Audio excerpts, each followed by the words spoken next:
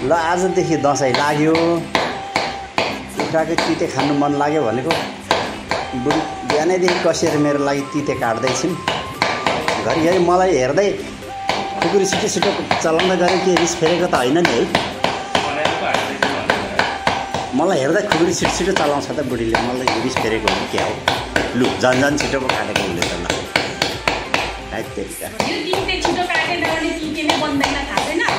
ए मलाई सम्झेर छिटो खुकुरी चलाएको त होइन नि?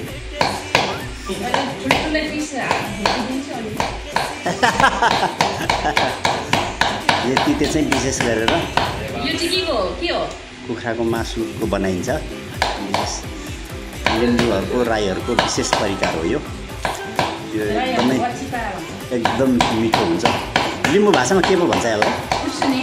कुसुमे फुर्सुने। खानु मात्रै आउँछ, त्यो चाहिँ थाहा छैन।